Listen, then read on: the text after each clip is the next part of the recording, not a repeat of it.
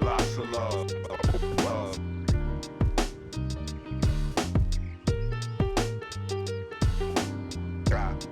Got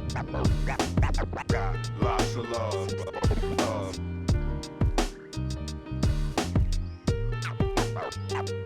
Got lots of love. Love.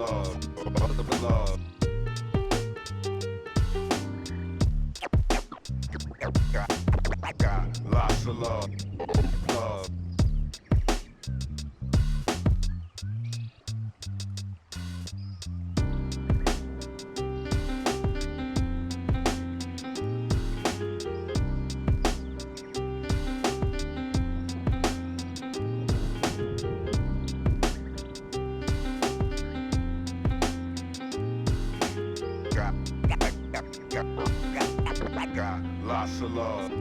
Love.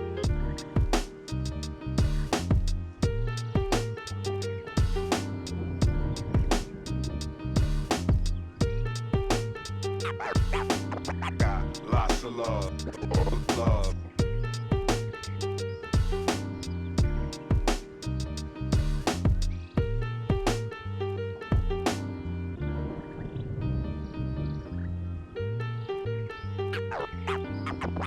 Got lots of love.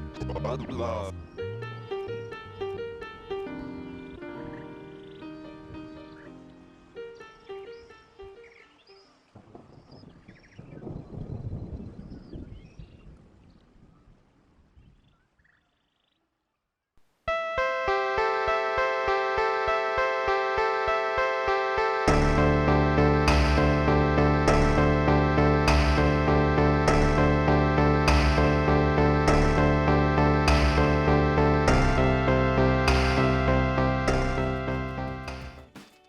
Hello, everybody, and welcome back. We are lined up with another amazing match for you here. We're seeing the return of the Chengdu Guardians. If they win this match, they're straight into the bracket. No contest about that. On the other side, we've got Jazzy's E Kittens. Looks like they're a new team formed 8 days ago. From the looks of it, they got a bye in their first round, so we haven't seen how they're going to play just yet. No real information on them. No past tournament information. They are a complete wild card. They've got a hard bracket on this one, though. Jazzy E Kittens, after playing Chengdu Guardians, has to go right back and play Lava Lilies. And we know how good they can be. With this, though, I am joined by a brand new partner. I've got Toasty. Yeah, I'm here joining you for Kunoichi. It's going to be a fun one. You have expressed to me just before the stream started that this could be a quick match potentially. We don't know too much about Jazzy's E-Kittens. All we know is they have a top 1 player, and a lot of these players actually know each other. We've got people who are married, we've got people who are parental figures of each other. So there's a lot going on with Jazzy's E-Kittens. As far as their gameplay, we don't know too much, but in terms of the synergy, I should hope they work together quite well, knowing each other on that level. Chemistry should be good. I don't want to say too much until we get into a map about what they like to play. Seeing as they are brand new and wild card, I hate to give that away to any Chengdu Guardians sneaking into the chat. Chengdu Guardians, however, we have seen that they do like to run that raw comp very heavily. They do also like a little bit of flexi action, bringing a lot of interesting play to the field. We have seen as well that they like to perform very, very well on those kind of off-angle backline targeting strats. They really like to focus on those, trying to separate the main tank from the rest of the team. But if you've got good chemistry, a good way to kind of deal with that is by having that chemistry where you can work together, keep the main tank with everyone else, keep them solidified. Yeah, for sure. It's about playing together, playing to kind of circumvent the backline strategy that we've seen from Chengdu Guardians. I mean, the ending bit of King's Row where Senna was literally just doing backline shatters, that can be prevented by playing together and playing to circumvent it. So I think Jazzy's E-Kittens are just relying on having watched that previous game. They had a bye, so they probably watched and they know what Chengdu Guardians are going to pull out, and they need to just respond to it quite well. Chengdu Guardians, their playstyle's crazy. I mean, playing the Life Weaver so that Senna can get away with some of these plays is crazy. Oh, absolutely wild. For map 1 here, we are going to be starting off on Nepal. What you see in the background is correct. So getting a little preview of our map action on that one. I wouldn't be surprised if for most of Nepal we did see some of that kind of Junker Queen style from Oh yeah. Chengdu Guardians that we saw before. No real reason to mess with it if it's not working. On the maps where there's more of a high ground presence, they could pull out that same Life Weaver composition. They looked incredibly solid on it. Again, they've got a lot of options in their back pocket. Their main comp, their most comfortable comp, does seem to be that Brawl. It's what they went to in the first map. It's what they've got listed on their team sheet that they like to do. Their favorite thing, their favorite mode is Escort, which is consistently pretty fun to run Brawl on. Yeah, you can run Brawl on Escort quite efficiently. You can actually run it on Nepal quite efficiently as well. You've got Village, you've got University, two very good maps for that. And starting off on Nepal, it's really just look at the draw on which one you're going to get first. I would say that the one you can't play Rush on is going to be City Center. But even then, there's sort of niche plays you can go for where you just hide and stay on the point and play Ring Around the Rosie. We are starting on Village though, so this is going to be probably Junker Queen. Both teams just going to go right at each other, for each other's throats. Mei Sim coming out from Jazzy Z Kittens isn't too bad. I like that. Gets to the point quickly, able to wall off Kindred if they're going to go for any crazy stuff. Speaking of, Senna's on DPS, Kindred on tank now, so I'm not sure if that's a change from last map. Let's going back to their normal roles. Senna usually performing on the hit scan here. Ashe, one of their favorite characters. We've seen them do great on it. Peace back in as the DPS as well. She's been great on that Genji. Jazzy E's Kittens, however, pulling out this Orisa strat with the Sim and the Mei. This doesn't go with what they've said their favorite stuff is. They've said they prefer that Torbscan stuff. Already though, Jazzy getting the first pick of the match out here on Scarlet. Meanwhile, the rest of Jazzy E Kittens seems to be separated off from their main tank here. Ink trying to do their work, not going to be able to find it, got trapped around. Kindred doing a great job there, just surviving through all that pressure. And with that, going to be a full reset from Jazzy E Kittens. Yeah, Jazzy was trying to sort of off-angle there and put in damage from the side, but ended up separating from Ink, not being able to put in damage in the front line. It just leads to a knock-on effect of missing your player for a few seconds and the team fight being crucial. Chengdu Guardians, good recognition of the separation there onto a couple of the players. As we see, Violet has actually disconnected from the game there, so probably just a quick restart to get some internet issues sorted out. So, and we've seen already, looks like Chengdu Guardians going for, second verse, same as the first. We're going to try to separate the main tank, keep them in their own little bubble. Meanwhile, we can deal with the backline, we can deal with those squishy supports, and it's exactly what happened to Jazzy Z Kittens. We've seen Chengdu Guardians does an amazing job of, even when they lose that first pick, even when they lose, that first blood, doesn't really seem to affect them all that much. Their win percentage when they lose the first blood is equivalent as to when, they get the first pick. They usually do end up being the second team to actually find a kill. Other when they ran that Life Weaver strat where they really focused on getting people back out after they overextended. Chengdu Guardians really seems to be a team built around giving people chances to overextend, to take that extra step into the other team because they know the rest of the team's going to be there to back them up. yeah, they're a very aggressive team and they have trust in their teammates. That's exactly what you need. At the start there, they trusted that there'd be a separation onto the enemy main tank, which is crazy because the Junker Queen shouldn't be able to technically separate an Orisa from the backline, right? Orisa's very good at controlling the space that is already taken by that team, but Jazzy Z Kittens, they coaxed the Orisa off to the side, the backline went down. There was an attempt to sort of off-angle with a Symmetra, but again, it was a bit disjointed, and I think Chengdu Guardians did well to really be proactive and actually act upon that. Yeah. I mean, they can literally create like a Zarya bubble around and the enemy team with their, positioning their plays. I think Scarlet, she does I think Kindred, she does an amazing job at being able to step forward really, really aggressively and then take a step back and bring the other team's main tank with them and just let their DPS go around on the other side. Or if they notice, hey, the enemy tank stepped behind me, they're able to step forward and trust that her hit scan can kind of do the job of an off tank there and put out enough damage to to scare off whatever force is coming into their team. And Senna, she stepped up to that job every time she's been asked to so far. Yeah, I mean, I watched the previous match. Senna was popping off, even if it's just on the the DPS or on the tank. We are back in here. It turns out that Violet is not going to be subbed out. There was an attempt to try and do that because of ping issues, but Violet is back in. They have to regroup before they go in, but actually just TPing straight to the point. Yeah, great play here to just get themselves in the point, not worry about that rotational damage, especially coming out from that Ashe on the high ground. Senna, though, already has the Immortal down and is pumping in damage. Headshot after headshot will get them too. Ink gonna try to come back onto that one, but Peace says no. That was a really aggressive rotate out from Jazzy Kittens and just quickly shut down by Chengdu Guardians here. Yeah, the one player that went down there was Senna, unfortunately, in the midst of all that, so it has to be taxied back, but the damage was already done. Senna got 2 kills, Peace got 2 kills, just slicing up the back line, and that's the thing, you've got a long-range threat and this close-range brawly threat. Another TP to the point, bit telegraphed, same plan as last fight, we'll see what happens.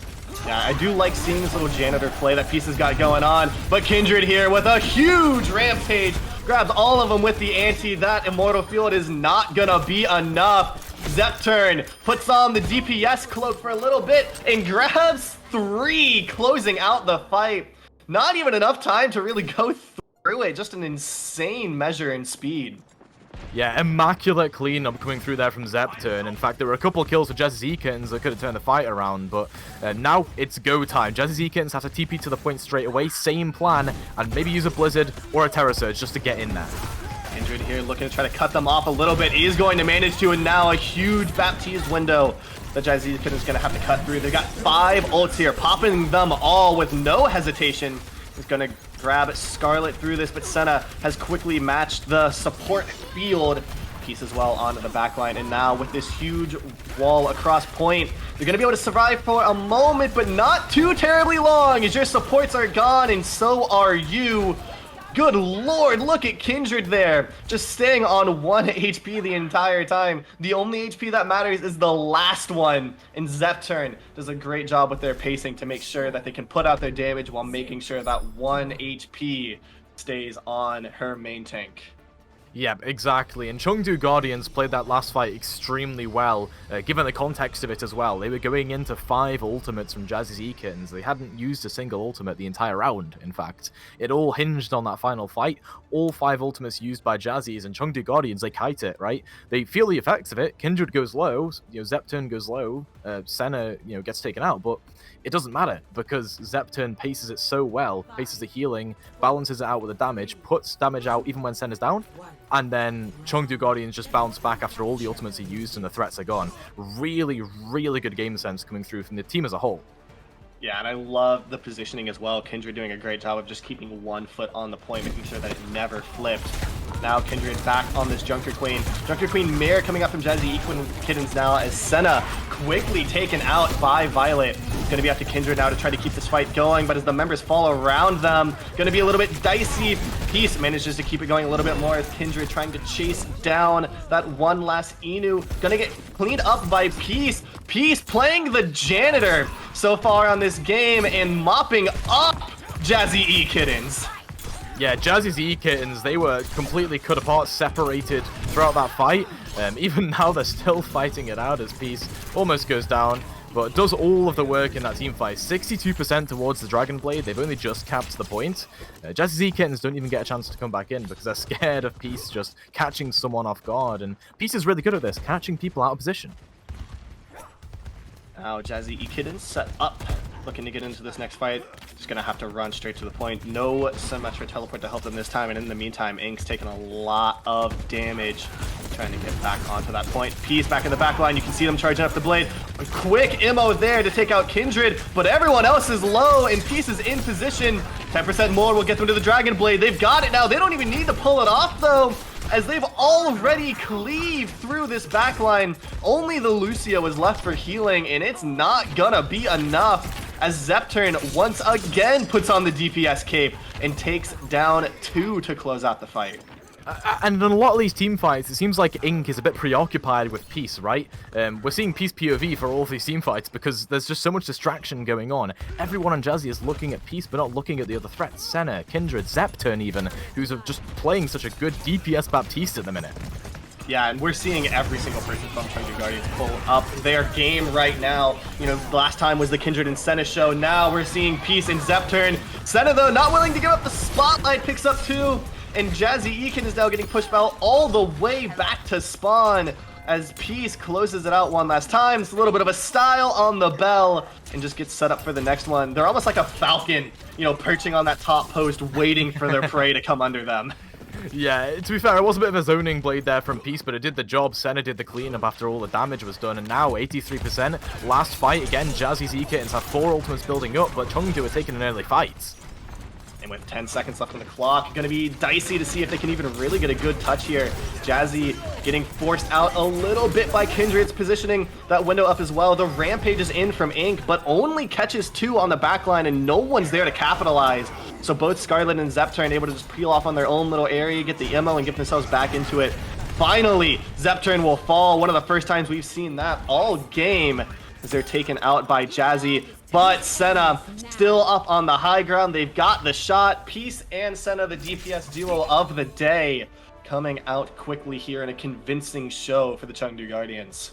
Oh, and you forgot Zepturn as well. It's a DPS trio, not just a DPS duo there. Zepturn died pretty much once in that final round, while other players from Chengdu were falling here and there in the team fights. Zepturn was there the whole time. You know, Senna and Peace can get the spotlight from getting all the kills, but Zepturn did a fair bit of cleanup too. That survivability in that last team fight as well. The Rampage was finally used by Ink and got essentially no value because Zepturn placed an extremely well placed Immortality Field. There was an amp speed out by the Lucio, and they just survive for the rest of the fight. The anti does nothing, and it's a wasted Rampage there for Ink. Again, lovely play from Chengdu Guardians, lovely game sense. Yeah, I really love kind of the flow chart that Chengdu Guardians has set up where, you know, they're positioning themselves on these off angles where they know, hey, if I start getting pressured, I can just take 2 steps back, get myself in a position that's almost just as good. But now, if they're gonna commit onto me, they can do that. You know, they might get the kill, but there's no way they're getting out. And in the meantime, we've taken the rest of the team with them. And it is just massive how well, you know, comprised and how well they've got the macro played down on the Chengdu Guardians side here. Yeah, and we've just heard that Hollywood is going to be the next map coming up, so again, another one that Genji can do well on, another map that Ashe can do well on. It seems like, you know, Senna and Peace can just keep on playing these heroes, and you can potentially keep playing the Junker Queen, or swap it up for Reinhardt or Orisa. It doesn't really matter at this point. As long as you're playing a tank playstyle that's going to keep your DPS sustained, that's going to take a lot of the frontline flak, because a lot of the issues Ink is having is choosing between going for the DPS or gunning for the front line and trying to burst the enemy tank down. It's a big dilemma for Ink to try and decide on, and I think the team as a whole is sort of disjointed in that focus. I mean, I think one of the main things you have to do when you have that dilemma from your main tank of, you know, do I counter the enemy team's main tank or do I try to go for the back line? Yeah. That's really when you want to see your DPS and your support step up to cover that other option and be like, hey, you know, we've got the off angle or we've got the tank. You can deal with your job. You know, let us be the off tank that doesn't exist anymore. And Chengdu Guardians is showing exactly how to do that. Whenever, you know, wherever Kindred's not doing, Senna stepped up, you know, every single time. Or now Zepturn has stepped up to be the person, you know, putting in damage, keeping everyone else alive. On Hollywood here, though, I think it'll be really interesting to see how the Guardians adjust, because this isn't a map where we traditionally see a ton of brawl. You know, we normally see a lot more high ground control, which, if we want to see high ground control, is exactly what Chengdu Guardians played last game. You know, pulling out the Life Weaver, pulling out the Zarya, able to really take the fight, you know, to those high grounds with a team that's really not considered that mobile. Right now, though, it looks like they are positioning for that brawl. Jazzy E-Kittens going with a pretty standard Orisa and, you know, dual sniper, dual off angle kind of setup. I do like seeing that support line as well with that comp. Chengdu Guardians, however, going with, you know, second verse, same as the first, pull it right back out. If it ain't broken, don't fix it. Yeah, it's a good strat here because you're essentially banking on gunning for the backline in the situation. Peace is going to be there with Kindred, cutting the backline up. Senna and Zepturn can play a little bit further back and put in damage from afar, do some of the cleanup work. And Zepturn has really stepped up in the last map. I think the same could happen here, but early kill onto Senna slows him down a bit. Yeah, and that one doesn't get the normal price that it takes to get one of the kills on Chengdu Guardians. Still, all of the resources built up for Jazzy's E-Kittens.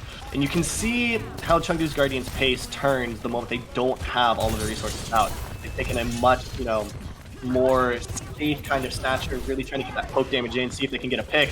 Now, though, with the pick onto Jazzy, that's one sniper down. That leaves a flank completely open for the Chengdu Guardians to try to take it. And Peace is already making work of it. Meanwhile, Ink trying to fight off this assault coming in from Kindred. They're gonna get it. But in the meantime, they're down to 50 HP with all of their resources gone. And the rest of their team has fallen. Chengdu Guardians exacts a heavy price for every kill you want to get. And you can see exactly what it costs right there. Exactly. Peace took advantage of the fact that Jazzies were going to try and play a bit more aggressive up on that high ground. Kept on poking from the sidelines while Senna had these long sight lines from the back cover, right? Senna dying there actually procced them to just go for a swap onto Widowmaker, control the sight lines. Peace had the close range pressure, and that just combined to force Jazzies all the way back onto the point. Good stuff, and Peace is again doing it here, just poking and prodding, finding kills. Yeah, and I love this change from Senna onto the Widowmaker to really try to cover any off angles that Jazzy E-Kittens will try to do. And because there's no off angles, Peace and Kindred, just to get to be a duo, Peace gets to cleave right through everybody. Now it's just Ink. Senna gets to close them off. And as we set up for this next point, you almost have to see a change from Jazzy E-Kittens here. The options are covered down.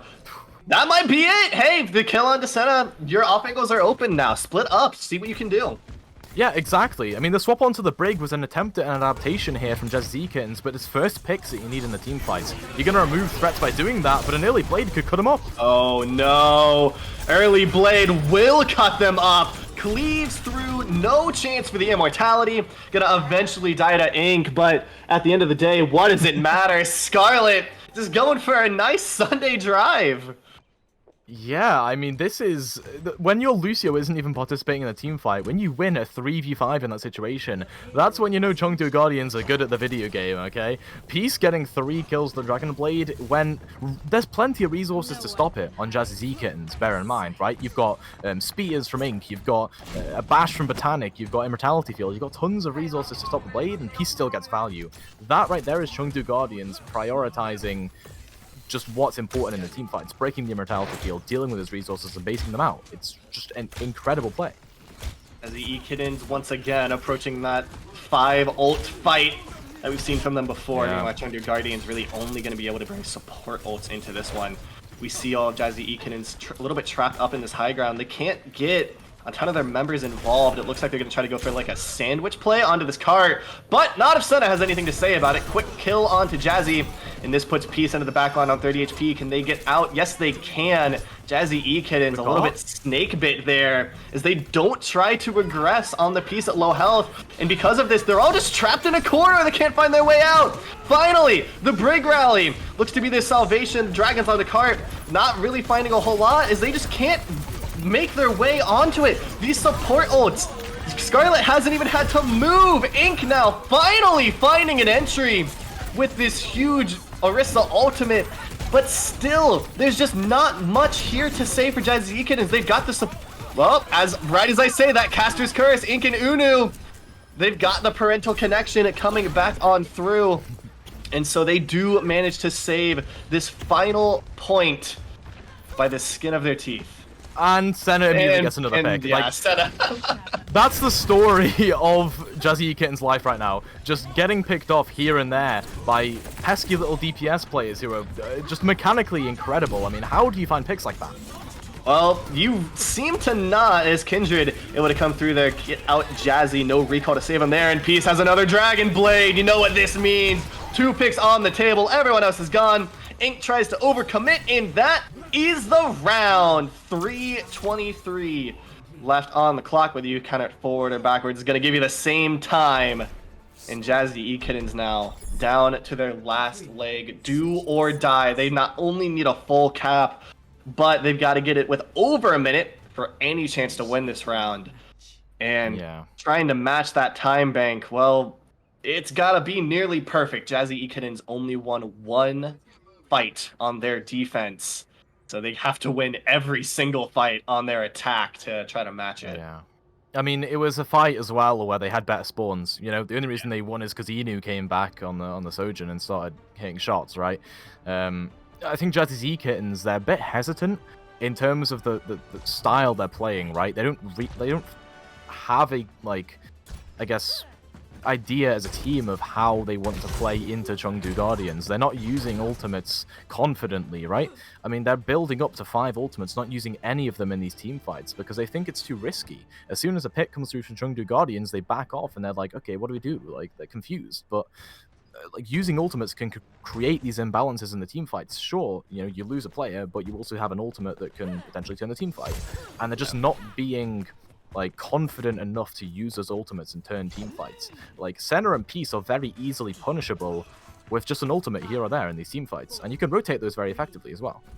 Yeah, I mean, it seems like the story of once bit, twice shy from Jazzy Z Kittens right now, as I mean, you really do need that confidence to make a lot of these plays, to stand up and try to take out whatever pressure the Chengdu Guardians can put on you now. Jazzy Kittens also rotating onto much more comfort picks than we've been seeing. We've been seeing them trying to, you know, stick on the meta going up till now, but the rotation onto, you know, Kirito and the rotation onto D.Va seems to really be those comfort picks, which I don't disagree with. I think when, you know, your back's against the wall, you have to go with what you're comfortable with. That's a good way to get that confidence back. But right now, it does seem like Jazzy Eken is just a little bit trapped in this choke. Inu out on the back line, trying to find their way. Not gonna happen. Senna has their number.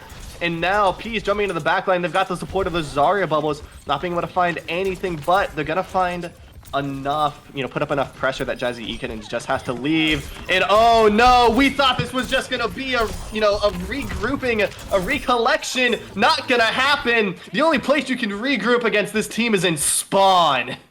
Literally, I mean, Peace, oh my, Oh, stop that's dunking dirty. on them, Senna and Peace. What is going on here? And this is the thing, Peace is not scared to go aggro, because they know that Kindred has the bubbles to save them in a tough place. It's the same reason they played the Life Weaver on King's Row in the previous match. You can go so aggro. Senna and Peace can just do what they want, and Jazzy Zekins, they don't have a punish. They're not punishing these players that are going so aggro. And it's difficult too, but like, even at Senna, how does Senna have that angle?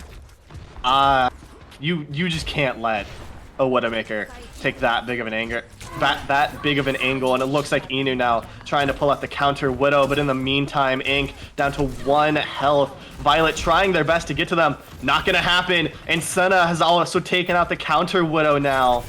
I mean, this is just absolutely brutal. Jazzy trying to jump onto Senna. Senna at low health, not gonna matter. Their healing's right there with them, and now they have an even more aggressive spot that they can try to fight for. Jazzy barely getting out with their life. And Ink is on the monkey now to try and take it. Getting shot as they come in on 1 health. No one's there to assist them. The jump shot not going to be coming through from Senna. Doesn't matter. Peace and Kindred right there to step up. And Jazzy Ekenins now having a hard time trying to figure out how to open the spawn door as it has been locked shut by the Guardians. Yeah, literally just slammed shut in front of their faces. Jazzy Kittens can't make progress past this first corner, never mind onto the first point. They've got ultimates building up, but the tank swap has made it so much slower for them to build it up. They won't even have one by the time the final fight rolls around. A good punish here onto Zepturn. Still not able to find it. The ult comes through. That's their escape. Blast back in. And oh, Zepturn! We knew you had it in ya! I haven't seen it this whole time! She comes in insane off the top rope! And that's the thing, Zepturn is flexible. Zepturn can play the Baptiste and get cleanup kills. Zepturn can play the Ilari and get Captive Sun eliminations, right? A 3k comes through there, incredible stuff. And Jazzy Z Kittens had absolutely no say in the matter. Chengdu are going to play a bit further back now, right? Because they know they've used a couple of ultimates, but they're still going to play aggressive so that Peace can just get these angles. Jazzy here with the blade, picks up Scarlet. That's a huge loss for the Chengdu Guardians. A lot of their healing gone, especially with a lot of that util. Violet going to be taking down Kindred, and now a huge numbers advantage for the Jazzy E Kittens. They might be able to take this one. There's only really one player left, and it's Jazzy. Or as I was, it's Peace. Sorry, the Genji versus Genji. It's getting to me. But it does look like Jazzy E Kittens survives to fight another day. Oh no, look at this! The touch comes in from Peace, just long enough to get everyone back. Here's Kindred slamming into the back line. Is anyone there to help them? Not quite. I don't know that there's enough of a contest here. Chengdu Guardians has been super consistent on these recontests thus far, but this time I think it's just a little bit too little too late, and that will be it. Jazzy E Kittens a little bit more time on the clock as they have a new lease on life. Yeah, I'm just saying the support 2v5 would have been amazing there. Chengdu Guardians, I respect the attempt, but all that did was really feed a little bit of ult charge over. Now Botanic is building up towards another sound barrier, but Peace again gets away with absolute murder, quite literally. Will get punished for it, but I think a tank trade for a DPS is a bit favorable towards the team that loses the DPS. No, yeah, I mean, if I have the choice between a Winston and a Genji, I'm choosing that trade every day of the week. Now Senna, once again, in a good spot. They've got those walls working for them. Trying to find an entry. God, every time Ink pokes their head up, they're just getting instantly shot by Senna. They can't do any dives because Senna's just right there keeping them out. They're entering every single fight on half health. And now they're just trying to leave, trying to escape even. Not finding a whole lot of progress. Yeah, Jazzy, they can't push main because they're getting poked. They can't dive because they're getting anti-dived. So what do they really do when they're playing a dive comp, right? There's no other options for them, and Inu even is getting scouted out right now by Zepturn. I mean, Zepturn's gonna win this duel, obviously, it's Zepturn. I mean, that's just mean. That's just, that's hard to watch right there. And they're camping the spawn They're doors. back on the spawn door. Scarlet on the brig, fighting them right out. The thing is too, like, I don't think Jazzy E Kittens has a bad comp going into this. Like, for one of the first times, you know, someone's fighting against Chengdu, I think they have the right map. I think they have the right comp. I think they've done everything right on a conceptual level. It just doesn't seem to matter. Like, Chengdu Guardians just too coordinated on the macro and just too skilled on the micro. Yeah, and the amount of ultimates that Chengdu Guardians have in reserve for this final fight, 35 seconds on board, and what did Jazzy do in the spawn doors? Yeah, Zepturn up with their own ult from the skies. Not going to be able to find anything there. The Immo coming through. Chengdu Guardian still has 5 ults on the board, though. Hasn't even popped the Briggle yet, but they have popped the Blade. Peace picks up 3, looking for the 5th. Or as I was looking for the 4th. I can count, I promise. Doesn't matter. Everyone from Jazzy Ekin is sent back to spawn. Don't know if they're even going to be able to touch on this last cart here. Trying to get the monkey through, trying to get the Blade through. Blade is going to touch for Jazzy. Gets them onto the cart, trying to find a kill on 1 health. Not going to happen. Peace shuts it down, asserting dominance on the Genji, and that will do it. Chengdu Guardians going to be winning their pool. They're on to the playoffs. Jazzy E Kittens needing to take a regroup here, prepare for their next match. Yeah, Jazzy's E-Kittens, not the performance they would have wanted. They had a buy around first, so at least they have a chance to go 1-1. That at least is a saving grace for them, but the way they played here, I mean, Chengdu Guardians, granted, are an amazing team, and I think are now one of the forerunners to go pretty far in the playoffs. I think we can agree, but that was not the performance you wanted from Jazzy's E-Kittens. I mean, at the end there, Chengdu Guardians, I mean, even when it seems like they're playing overconfident and sort of like spawn camping, they were still playing with the enemy team in mind, right? There was a Dragon and Blade from Jazzy, but it didn't matter because there was a rally saved in reserve, even though they were playing super overconfident on Chengdu Guardians' side. So overall, just even when they're playing aggressive, even when they're playing to sort of not BM as such, but like unconventionally spawn camp, I mean, they're playing with good game sense. They're rotating their ultimates really well. If you've got space, you should take it. Yeah, you know, that's not BM. that's just the good way to play the game. If you've got space, you should take it. You know, and Guardians there, I really didn't ever see any BM. I just saw them being coordinated, them being concise, them taking every space they were given, taking every advantage they were given. If you can push them to the spawn door and you can give it so that you have space to fall back to, you should do so. And we saw, you know, the Guardians making a great job of that. Anytime that they had, you know, trouble, they started to feel pressure, they used the space that they had given themselves to fall back into, get a good regroup. and send it right back through. I really don't know the last time I've seen a team that looks as coordinated on a macro level to supply their micro plays as much as we've seen it from Guardians. Yeah, With that, absolutely. I mean, with Chengdu Guardians just know what they're doing inside and out. They have complete trust in each other as well. The amount of times there was just Peace dashing in where, in your plat games, you'd get punished for that. But you've got Azaria there to bubble you out, or you've got an Alari there to sort of jump in and help you win those duels. I do think, honestly, like this Alari swap was really impactful as well. It allowed for better duel opportunities when there was a dive comp going on from the Jazzy kit inside. I think that dive wouldn't have worked as well if it was a Baptiste. yeah, it also provides for that, amazing mobility that you get from her ultimate. Able to just send it up into the sky, Yeah. rain it down, insane damage, which we know Zepturn is good at. With that, though, I think we are going to send it to a break. Don't go anywhere, though. We'll be back with our last match on the EU side today. We are running with All Yas versus Yippee Kari. We'll be right back with that one.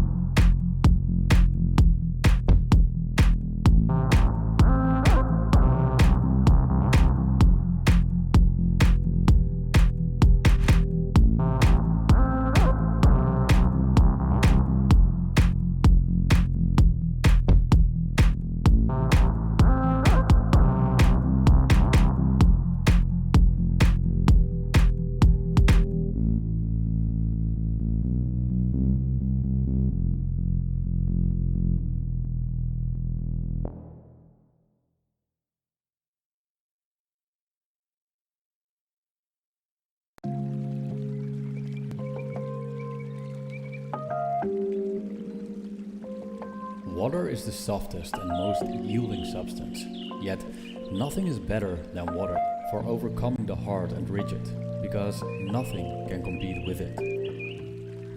Lao Tzu.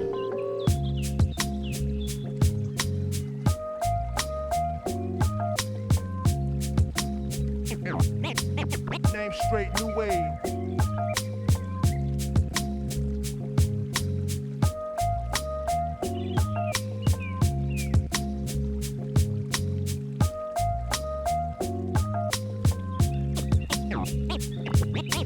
Name straight, new wave.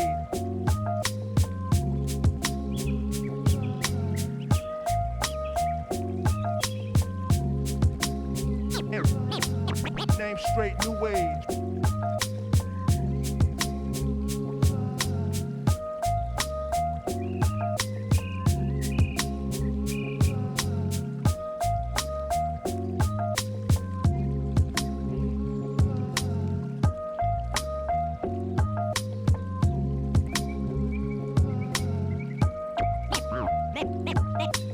Name straight, new wave.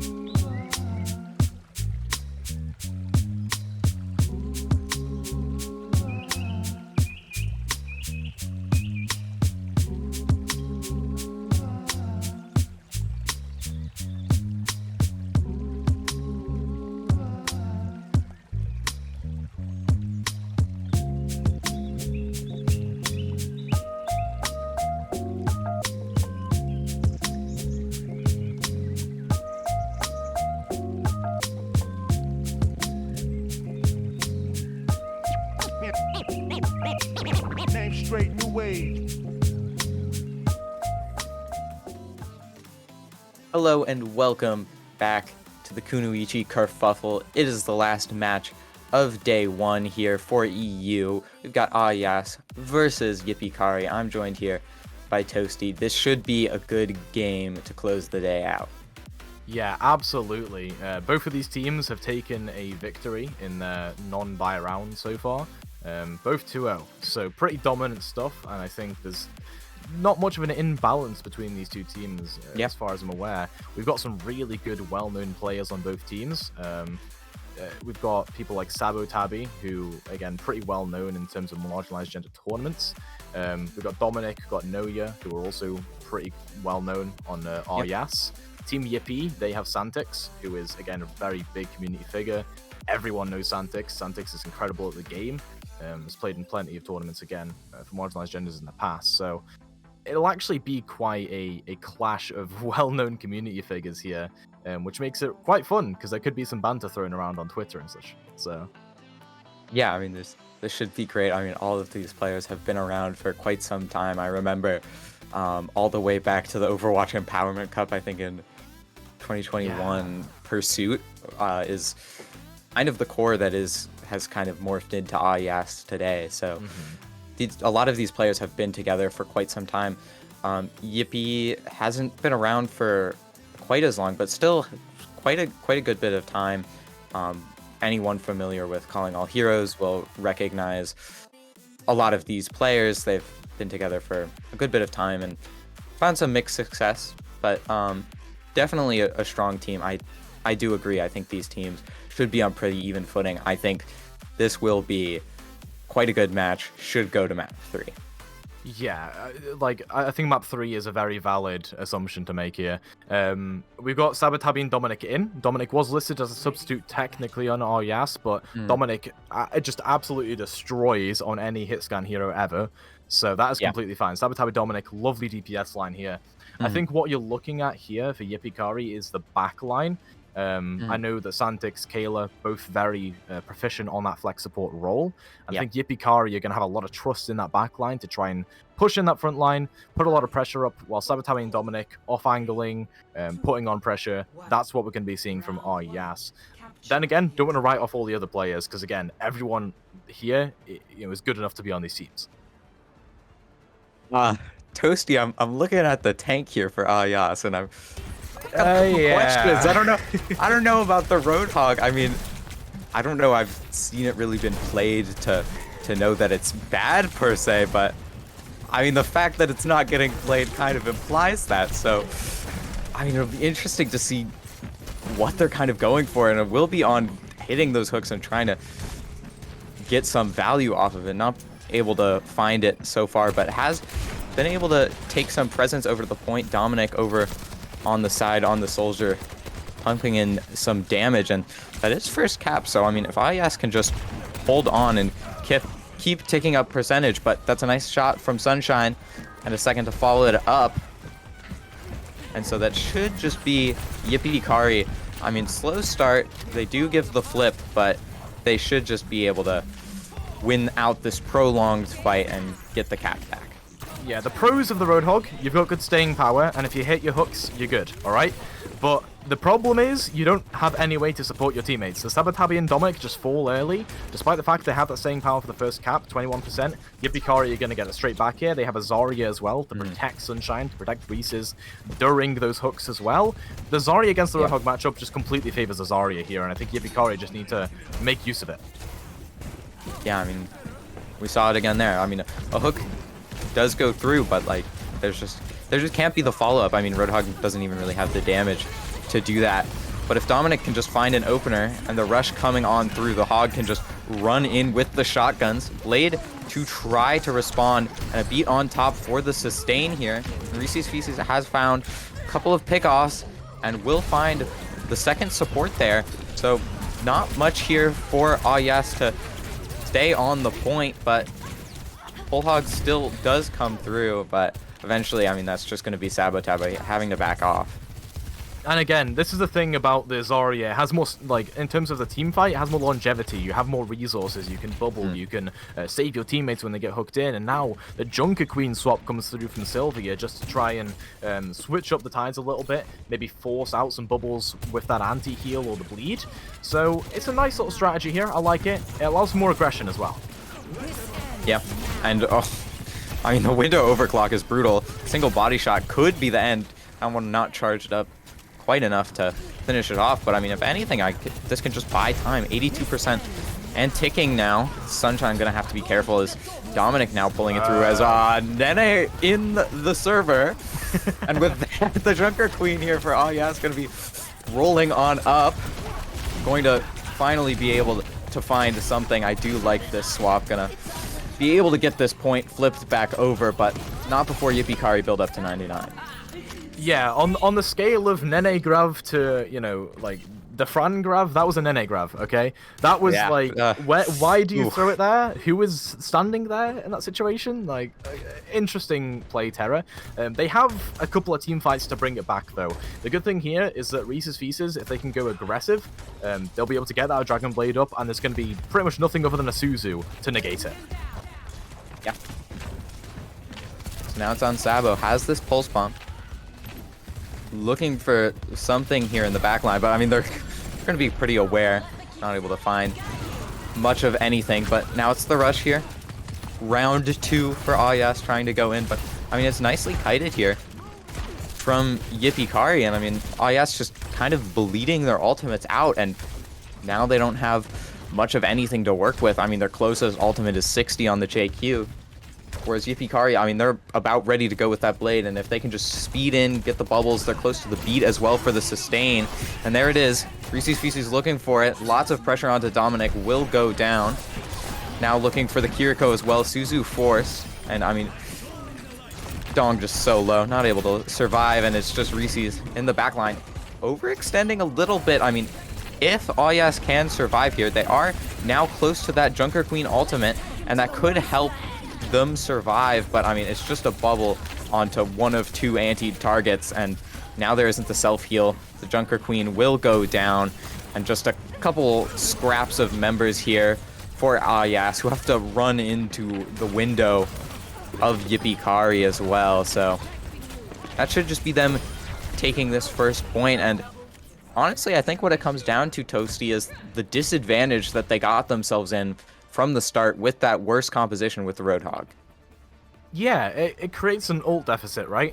If you don't win that first fight, granted you stay in it for a little bit, 21%, right? But Ayas didn't really have a chance to build up ultimates off of that first fight, off of a team fight win. They got a couple picks, that was it. Sylvia then goes to Junker Queen, so then you lose more ultimate charge on swapping off of the Roadhog. Yeah. And then in combination to that, there's a couple of missed ultimates, right? That eventual Rampage doesn't get much. The Pulse Bomb from Sabotabi doesn't get much, which is uncharacteristic because I know Sabotabi is a very good player. Yeah. But Reese's, on the other hand, for example, we're going to ignore Terra's Nene Grav. Reese's has a really patient blade, you know, baits out the Swift Step, baits out the Suzu, uses the blade to just get a couple of kills and clean up a team fight. It's really patient ult usage from Yippee. And now they're on the same comp, whereas it's a Reinhardt for Ayas, so they're looking to go aggro. Yeah, and I feel like this Ryan comp tends to be kind of a skill check for teams, right? Like, it's not necessarily a better composition, but you have to be paying attention. You have to be on your A game to make sure you can deal with it handily. But I mean, that's Sabotabi getting a nice first pick off, and Terra under a lot of pressure. The immortality field will not matter. And Ayas starting out nicely on the second point. Yeah, that is exactly what you want out of a team fight for Ayas, right? You want to be able to get a pick early, follow up on it by just pressuring out Terra on the tank. Now it's going to be a swap. Winston and Tracer. So this is going to be a dive composition aiming at putting pressure on the backline, maybe pick off Dominic, maybe pick off Dono, and just get rid of any of the damage resources that Ayas are using in reserve, while Sylvia just holds up from the front line. Yeah, again, I feel like this tends to be still the skill check as Sylvia pushing Reese's, but like I'm worried here for Terra because, I mean, playing this Winston into the Bastion, I mean, you can do it, it's just so difficult, and you have to be playing so carefully around that huge damage spike for Ayas. yeah, you have to pick your battles well, I suppose. You don't want to dive onto a Bastion that's in configuration, right? You want the Bastion to not have that available and to get bursted down immediately. But that's difficult if you can't get in a position, which the Bastion is good at poking and prodding, so it's hard. Yeah, and I mean, even at this point, if they are playing that right, then now they're running into a huge ult bank with these swaps. The anti was nice, but again, I mean, Sabo just lives with the immortality field, and Terra not able to sustain that damage. And with that, I mean, yes, I mean, they're looking good. They're looking solid, 65%. And I mean, a couple of pickoffs here maybe means... okay, that was awesome. A couple of pickoffs maybe mean that Yippee can go in fast with the Nano Blade, but I'm not so sure. Nano Blade would need to... You need to force the immortality early. Otherwise, they bide their time, they speed out, and they just re-engage with Shatter with Bastion Ultimate with Wall, right? So it's about the timing of this Nano Blade here. 5 ultimates, exactly, both sides. Oh, and the window fire strike. We don't see it much these days, but that's the Lucio already down the Shatter onto the Blade. There's just going to be nothing for Yippee here on Icebreaker. Just excellently played from Ayas, and again, it's that starting on kind of a worse composition maybe, and then not being confident to stick on it, and getting yourself in an ult deficit. I mean, Yippee. I mean, into the 5 minutes. Yeah, I mean, I could go on one of my, Jace PT rants where I go on about how Control is the worst game mode. Okay, I could do that all day. But what it comes down to is the composition you pick at the start. If it doesn't work out, you lose. Simple as, right? If both teams are of equal skill, you pick the worst composition first and you lose the first team fight, you're done for. So Yippee, they couldn't find a solution afterwards as well, which contributed to the issue. The dive wasn't the best comp they could have probably gone to. It's difficult in that situation, though, to make an in-the-moment decision, especially on Control. And now again, the Ryan versus Zarya here. And I think this should be better for Yippee than on Icebreaker. I mean, a lot less close quarters, so more space to kite. But I mean, just an instant pin onto Reese's, and Terra is running for their own life, will not be able to bubble, and still goes down for it. And that's Ayas again, off to a blistering start. Yeah, and this reminds me of Chengdu Guardians, who were putting Senna on tank, just TPing into the backline or flanking and getting the most obscene pins ever. I mean, there's no way you should be getting away with getting a pin like that, not getting CC'd or bursted down. Yippee were not prepared for that, in fairness, but now they have great positioning, or Yas in this case, have good positioning, and they can pull that stuff again if they want to. Yeah, fortunately though for Yippee, I mean, not too many ults built up because it was a really fast fight, so not too much to worry about here. Sabotabi getting close to some kills, but not able to quite find it as a pin with the TP into the backline.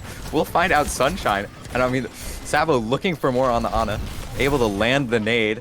But it is a trade. Reese's still battling this back. And I mean, just a scrap on the point. Although the Reinhardt's still up here, should have the staying power. If the Lucio can just survive here and keep the Rein alive. And with that, I mean, Reese's can't do it all by themselves. So that will be Ayas once again holding on. And I mean, 50-0 here on this third point. I mean, Yippee need to start making something work. And Terra keeps going down very early, so there's not even a chance of getting a grab by the time it's 100% for Oyas, right? So you can't rely on a grab. You have to rely on this blade. You don't even have a nano for it. This is the problem. Yippee can't build ultimates because they're losing teamfights immediately. And I mean, now, once again, they're just trying to run down this Ana. Although, not able to quite find it as Reese's goes into the back line. Able to find the Baptiste, and now, I mean, this Rein composition really needs the healing available to be able to make it work. And the beat not quite up in time will be committed. I don't know about that one, Toasty, but Reese's will respond with the Blade as Noya. We'll find that out, but I mean, it's just a matter of time till the Rein goes down. And I mean, they are still fighting this, though. Members still low. Noya lives, and Dong has this window. I mean, I didn't think it, but they're still in this fight, and now Terra has to use a bubble. If Dong just walks up with a window, I mean, this could just be Ayas taking it right here. Yeah, for sure, and I think Noya is the MVP for staying alive and getting a couple of extra kills there. You're going to get a nano boost onto the Zarya here, but there's already a pin into the backline. Oh, Yas is so aggressive. Yeah, and I mean, the Shatter, I mean, the Zarya's just stuck having to hold down the objective, and in the meantime, the Rhine's in the backline, although Sunshine on the high ground with the overclock, still trying to make it work. Does drop down, goes quite low, but Sylvia on 0. Sabo still trying to fight this back, though, getting multiple picks. The stick is good. If she can just stay alive and continue being a menace, they will get this flip back. Will they? Okay, there we go. They ended up capping it, but yeah, that's the Sabotabi difference, right? In scrappy team fights like that, that's what Sabotabi does well, but with Noya going down now, that's going to mean Sylvia doesn't have the mobility to get into the backline quite easily. This fight could well go the way of Yipikari. Yeah. I mean, really could go either way, although fortunately here, for Ayas, they do have point control, which means, I mean, even if this fight goes long, goes bad, I mean, they're not losing percentage for it, and with Dong down, that is a lot of sustain. Now, main healer's off both sides, but a nice grab here, although not a lot of charge here for Terra, but, I mean, they're still able to make it work, and that's going to be Yipikari on the flip back, but not a whole lot for them to work with. Yeah, I mean, at best, they'll have maybe a Dragon Blade, maybe an Overclock if Sunshine can hit some shots. It's a matter of rotating the ultimates. If you use all of your ultimates as soon as you get them, Yipikari are going to be absolutely done for in the final fight. With how long it's taken to regroup Ayas right now, probably this is going to be the final fight. There will be no recontest afterwards, so this is all or nothing, actually. Yeah, and they're opting for the Junker Queen for this last fight as Reese's goes in with the bubble. Shout responding from Sylvia, but not much found from either side yet. But I mean, Kayla will get isolated, and I mean, that could be it. Yeah, I mean, Reese's goes down with the blade. She's not able to find anything at all. And with that, oh yes, I mean, they're just gonna flip over the point, although Terra did find out Dong, so maybe a chance here. But I mean, with the Zarya down, there shouldn't be too much left here. Just the Lucio and the Sojourn and a nice stick. And I mean, just an insanely scrappy third point, but it will be Ayas winning out that battle in the end to take Antarctic Peninsula. Yeah, so they go up 1-0. Quite, I think, close, I would say there. Yeah. Some very crucial mistakes from Yipikari, though. They're not... I don't think they're aware of sort of the exposed positioning of Ayas's players, right? I'm sure you saw it as well. That Zarya on the high ground, just sitting there, could have walked onto the backline of Ayas. There was just an Ana and a Lucio there. You had a Genji and a Zarya against an Ana and a Lucio, and they just weren't walking. They were focusing on looking around and trying to get their bearings on the rest of the team fight. Just walk on the backline. They're exposed as an Ana Lucio. The best they can do is sleep you and anti-nade you, but at that point, you've got a Genji to support you, or you've got a Zarya to support you, whichever one gets slept, right? It's a big dilemma there for the support line to stay alive for Ayas, but they weren't walked onto, so it didn't matter. They stayed alive throughout that fight. That final fight was won, and they take the map. So I genuinely think that there's a bit of a mistake in terms of the awareness and the aggression, I suppose, that isn't happening for Yipikari there, and I think that was where they lost out on that final round. I mean, that could have turned things around completely. They could have gotten 2 kills and then won the fight. Yeah, and I mean, it's kind of funny. We're looking at brawl compositions here, but we're also looking at trading backlines. It's a weird scenario, and I feel for the team of Yipikari, right? I mean, it's like, how do you navigate that scenario? But I mean, you do need to figure that out if you're going to be running this, and I mean, it can't be after your team's all dead. But on the other hand, Ayas doing an excellent job. They're identifying when the Ana is in an exposed position, and they can just run on that in the Zarya, maybe too far to be bubbling her to keep her alive. Or sometimes, I mean, it's Terra who's just a little too overextended. And I mean, yes, you have 2 bubbles and Ana healing, but I mean, sometimes that's just not enough. So yeah, I think Ayas doing an excellent job punishing the mistakes of Yipikari. So, I mean, they'll have to tighten up on those, fix those errors coming in, or maybe just kind of try something new entirely, as they will be picking Hollywood for our second map. So they could still run the Zarya or the Junker Queen, but there is definitely an option to go for something else entirely. Yeah, there is the option. I think if you're going to play the Zarya on Hollywood, it definitely needs to be a more flexible approach. You are allowed on Zarya, you don't have to all the time, but you are allowed to use those bubbles selfishly. As I've just said, they didn't walk on the backline as much on the Zarya as the Reinhardt did onto Yipikari's backline. So I think if you're going to play Hollywood here, with the Zarya, you need to be flexible, use bubbles selfishly when you need to, and just be all around flexible in that approach. If you're going to swap off and play something different, which we're seeing here, Yipikari staying on the Zarya, so my point does remain. It's just going to be a case of when the Junker Queen gets into the backline, or it could well change to a Ryan or a Narissa or whatever Sylvia could change to. When that tank gets into the backline, bubble your backline. Then you have an opportunity, an opening to aggress onto Noya, onto the Dong, right? It's hard now that they're on the Kiriko, but it's still possible. Yeah. And I think fortunately for Yipikari here, even if they don't change their play style at all, really, there's a lot more space for the Junker Queen of Ayas to have to cover to get to that backline to begin with. So a lot more safe, stable positionings here for Yipikari's backline. They should be able to stay alive, even if they don't really change much of anything. Yeah, the Baptiste and the Lucio, great mobility. They have high grounds already being on the defense. They should not get touched at all by this Junker Queen. Sabatabi, on the other hand, different story. Has mobility, can get to the high ground, and can, dash right-click combo. But yeah.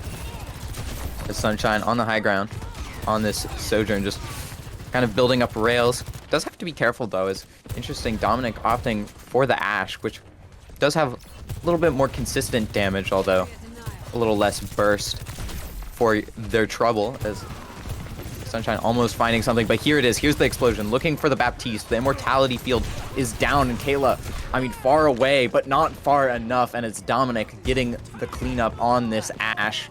And just explosive there from Ayas. Definitive, they know what they're going to do. They execute beautifully, and that's first point. Yeah, and they executed the perfect rotations. Granted, Yipikari did give up that first high ground to them, which was where they fell, I think, because everyone for Yipikari was sort of on the low ground and just got bursted onto. But Yas, taking that rotation, forcing the high ground off in the first place, very good stuff. They planned it out, they executed it well, like you said. Yeah. Now Yipikari need to not make the same mistake again, right? Keep this high ground, hold on to it for with your life. This is the central high ground to stay on. Oh. Sabo really close to just executing Sunshine there. Not able to quite find it. But yeah, to your point, I feel like the Baptiste kind of been playing too close here and getting punished as the lamp's down. And now that could just be an exposed Bap. Sabo going to be missing them just barely, and for it will go down. But it's still a scrappy fight that is still winnable here for Ayas, but Terra looking to just clean it up. Make sure no shenanigans happen this time, and none will happen. And Hollywood second, this is an excellent point for Yipikari to start snowballing some defense. Yeah, this is the best defense point on Hollywood. No questions asked. You have all of the high grounds you could ever want. You're playing a Sojin Genji, so that works out well. And Yas have to just fight tooth and nail to get to that high ground. As long as Yipikari, again, don't give it up, and they do what they just did, which is find players out of position, they're good. Yeah, and the thing is, right, as long as Ayas just play the cart, Yipikari can just absolutely decide when they want to do things. Although, not this time, as Ayas going to be going for the high ground, and Terra dropped. So now, just the back line's free. The beat does come out, though, to try and stabilize, although Sabo with a beat of her own, looking for something. Lots of members going low, but nothing found quite just yet. Although Terra now trying to get run down, but as a grab in the back pocket to stabilize. But, it's still chance here. Sylvia popping the ultimate. Lots of members low and anti, still in the back line, finding the knife, just putting in work. The Genji gets axed, not able to deflect just in time, and miraculously Sylvia clutches up. Yeah, yes, the good thing there was that Sylvia could get into the back line because the defensive resources had been exhausted. Kayla had no immortality. Unlucky Man had used the beat. There was no bubbles, right? That was a perfect opportunity to use the Rampage and clean up.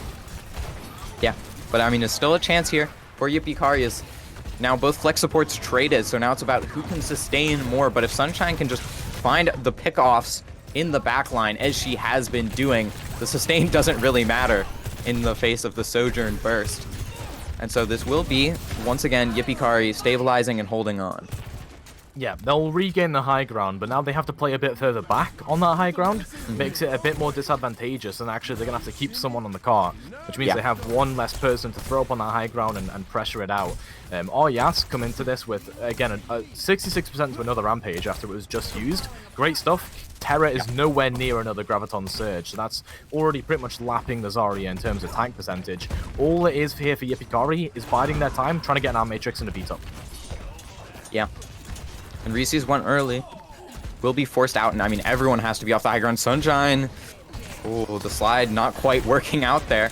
Will be able to get away with her life, and it's Sabo, the one to fall. And now with a window, I mean, this should be quite safe as Terra. I mean, you gotta pay attention to your Zarya there as Sylvia once again has the Rampage, pulls it through, but I mean, a beat from Unlucky Main will make sure nothing strange happens. No more clutches for Sylvia. And now we're down all the way from, I think, 4 minutes. We started with, 4 minutes. Minute 30 left, and Yippee are looking good. Yeah, they're looking incredible. I think they're starting to play this really well, where they're binding their time and you're using the right ultimates at the right time.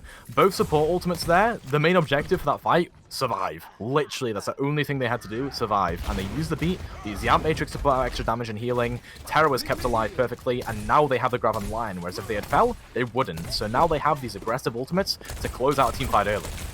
Yeah, and Toasty, I'm seeing a Reinhardt. I don't know about this swap. The comp doesn't really work with it. But I mean, the Grav and Blade come out early, but both kind of negated by a nice beat from Noya. And I mean, I'll never question you again, Sylvia. I'm sorry. Sunshine goes down, gets just absolutely run over by the Reinhardt. But I mean, with Dong having to TP over, might not be able to keep the Rein alive, but it just doesn't matter. Everyone from Yippee has already fallen over.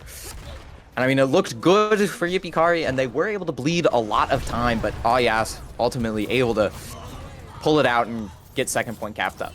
Yeah, Sylvia's aggression there was great. Just goes absolutely barreling towards the back line, like decapitating their frontal lobes. Yeah. You know, the hammer of 87 happening right there. As Sylvia just, with the aggressive Chad Ryan play, that's what we need, right? If you're playing the Ryan in this situation, you have a Kiriko, you have a Suzu, and you have the opportunity to have just constant heals on you and a disengage with the speed boost. You have so much potential to go aggressive onto a Zarya that needs to use bubbles selfishly in that situation.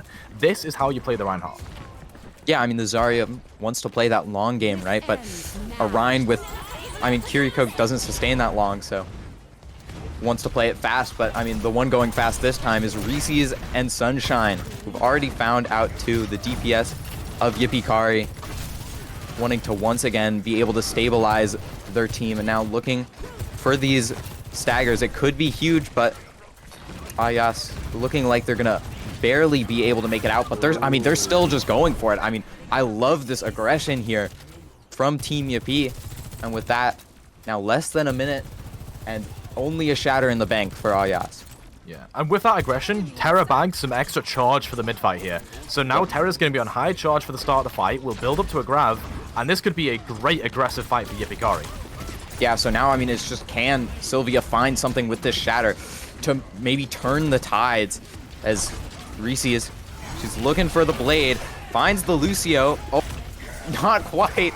Will not be able to find it, but the Baptiste now off in the corner, low HP, but again, it's Sylvia just making the Reinhardt work, just doing absolutely everything. It's honestly incredible how much value that she is finding on this Reinhardt, and Terra getting scraped off the objective. Just a Lucio and a Tracer to try and stall this up for Yippee, but Lucio going down. Just a couple of members, although with the BAP down, not gonna be anything though. Yeah, Grav literally milliseconds too late. The Grav charge, if there was one more right click or a tiny bit more beam that had come through from Terra there, a bit more efficiency in the damage put out, then they would have had a Grav earlier, but unfortunately, just a few milliseconds too late, couldn't get it out, because if that Grav comes out, actually the Grav does tiny ticks of damage, and that Baptiste was on maybe 5 HP. Yeah. That Baptiste would have gone down, there'd be no sustain for that final, like, sprint there, I suppose, for Oyas, and then Yippee just come back with better spawns and win that, but good job staying alive for the Dong, and then the Grav just coming up late, bit unlucky there for Yippee, but the way they were playing there was a little bit better, I think, compared to the previous sort of like fights they've had, where they're recognizing that Sylvia is going to try and go aggressive, and they're saving resources now instead of using them all at the start. They're trying to outlast the team fight and bide their time, which I really like. They're playing patiently.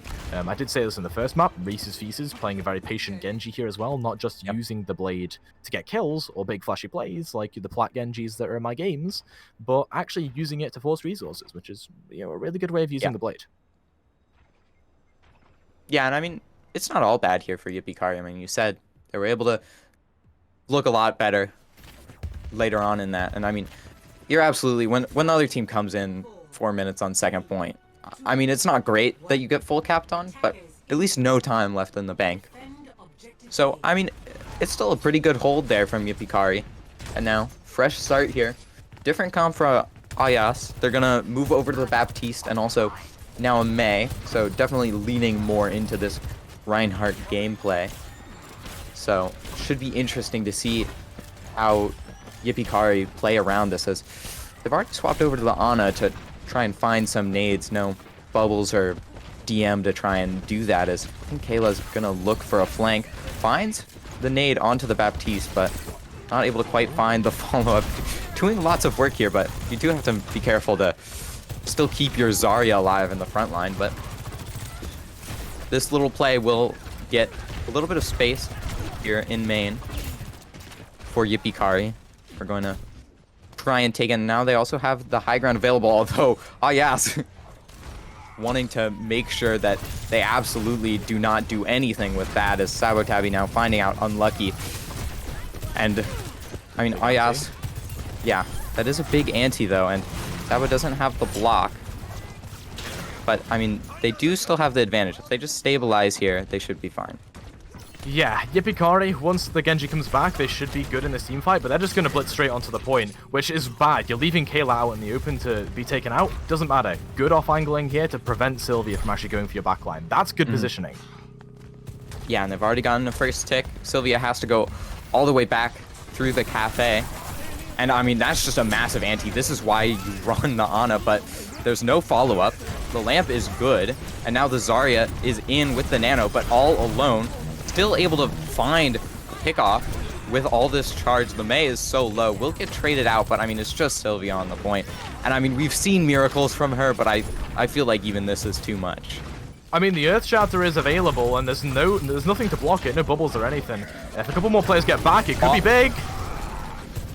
I mean, it did get a member. There was a moment for a second there, but I mean, there's just no sustain to keep her alive on this objective. So that will be Yippee-Kari getting the first point with 4 minutes of their own.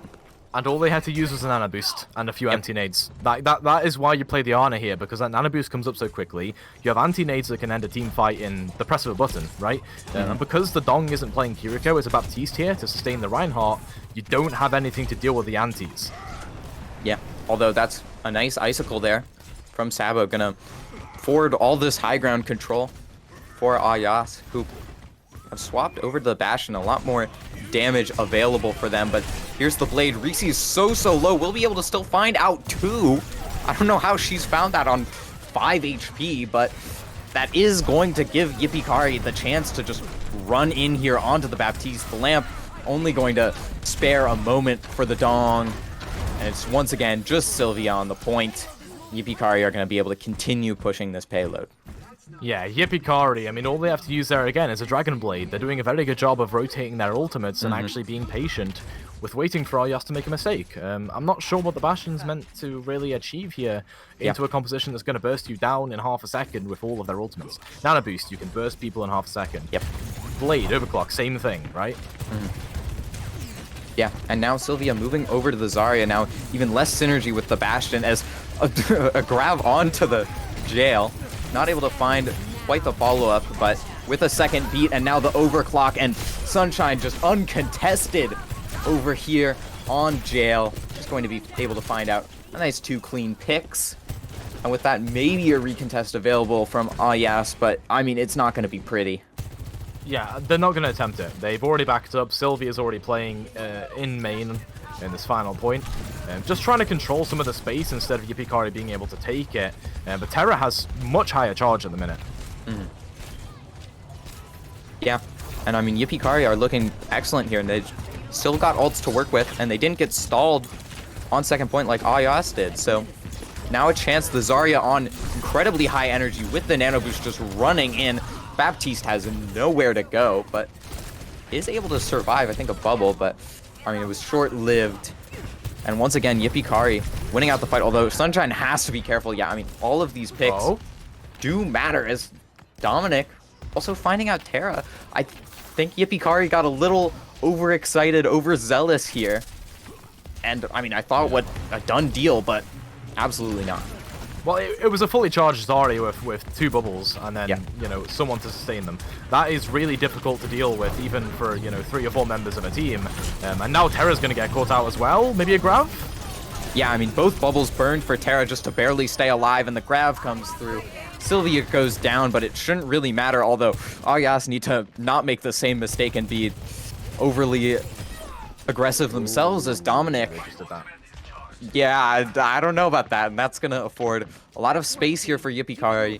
They'll be able to get the cart going, and I mean, if this goes well, they could cap with over a minute and just lock Ayas out of winning this map. Absolutely. I think the big thing here for Ayas is this overclock through an Ant Matrix, but the Dragon Blade comes through early to try and deny it. Yeah, and Reese's gets one. If she can just live, that could be big, but goes down. So an even trade here. Although there is Terra coming up to the grab, will pull it through, but just a little too late. Kayla gets the nice double nade, but I mean, it's flashy, but it doesn't matter. The Ana, the only one left. And now, I mean, you're really wishing you had that grab back. Yeah, I think Terra's grab was not the greatest there, not too much follow-up for it. Dragon Blade came through a bit too early in the team fight for that, but I wouldn't complain if you're Yippee Kari. You baited out a lot of ultimates from Ayas. You've got an overclock building up, a nano boost. You could combo those together, maybe use a beat against the enemy beat as well. It's going to be a long team fight, I'm feeling, though. Yeah. Window coming out will just mean a little bit of kite here from Yippee Kari, and with that, I mean, that should just mean that Ayas can breathe a sigh of relief. They will not get capped on with over a minute, but they do still want to weather the storm here as they use the beat to try and do just that. But Sunshine has this overclock now available and no beat to deal with it, and that's the Dong already down. Sunshine still trying to pump in rails, get stuff working. Sabo able to trade back one at the very least, could give them a chance here in a stall fight. Able to get another. They still are here on this objective, but I mean, the overwhelming presence should still be here for Yippee Kari. They have the Zarya, they have the Ana. They should just be able to stay alive, but the longer this goes, the more members come back. Sylvia now back on the Doomfist to get this stall. But Sabo going down, Reese's now back on the Widowmaker, although that's the Ana going down. That's huge. That's your sustain just out of the picture. And Yippee Kari don't have any ults to make up for it either. If the members of Ayas can just live on this payload for as long as possible, they will win this out. And Sabo, I mean, she's been a hero in this fight, just constantly finding out picks, and Yippee Kari going to be sent scrambling. 18 seconds to go, and they need to get someone on this cart.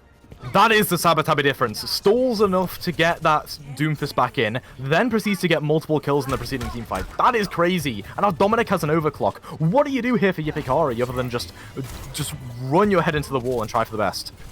I mean, they're able to get the touch, and the bubble is good to keep the Lucio alive, but they have to keep this contested. Reese's into the backline, so low. Noya will find them out. And with the Genji down and Dominic now using this overclock, and there's nothing to respond from Yippee Kari. The grab is there, but it's just all too late. And Yippee Kari will fall 2-0 to Ayas, who just put on an excellent showing, especially on the end there. That stall was just beautiful. Yeah, the 11th hour there for Yippee Kari, but they end up falling. That is insane for a finish to the series. 2-0 does not sum up that series at all. Yippee Kari, everyone gets into playoffs here, so they are certainly a forerunner for that top 4 spot in playoffs, I reckon. Absolutely. They are definitely making it to semi-finals, potentially upper finals. Some crazy stuff there. I think both teams really tried their hardest. I mean, Sabatabi was incredible, Dominic as well, and then Kayla, the anti-nades, crazy stuff. I think we've just witnessed one of the best maps we'll probably see for a few matches at least in this tournament, and it's in the round robin. Okay, this is only the round robin, guys. Oh yeah, yeah. I mean, it's excellent from Ayas, and I mean, this is what they're able to do with relatively low stakes. I mean, this will mean a bye for them in the bracket stage, which is nice, but like, I mean, it doesn't matter too much. I mean, Team Yippee, despite losing this, will still be in the brackets. They'll still be able to fight. So, I mean, it won't make too much of a difference. But Ayas, I mean, they're playing like their lives were on the line there at the end. I mean, it was just excellent play, and I'm so excited to see both of these teams going forward with the display they put for us. So, I mean, there should be a lot of more excellent things coming from both of these teams. Yeah, and I think overall throughout the tournament, I think Chengdu Guardians, Ayas, and Yippee comprise the top 3, right? These are the main teams we're going to be seeing clashing in the playoffs, and at the end of the day, one of them's got to be a victor, you know? One of them has to triumph over the rest. I think if Yippee, if a couple of team fights had gone differently, or they'd kept a couple players alive in certain situations, they'd have won the series. You know, I said it on first map, they made a mistake by not aggressing onto the backline in one single team fight, cost them the map. In this one, they lose one player to a Doomfist, they don't kill Sabatabi quickly enough, and they lose the map. It's minor mistakes, and that's what decide these games. Yeah. So I'll have to see if Yippee can, in later games, figure that out and make it work. That's going to be it for the first day of EU games. However, later tonight, there will be the NA round robin, so make sure you tune in for that later. That's going to be it for now, though. So, yeah. Yep. Thank you all for watching. Sugar, there's a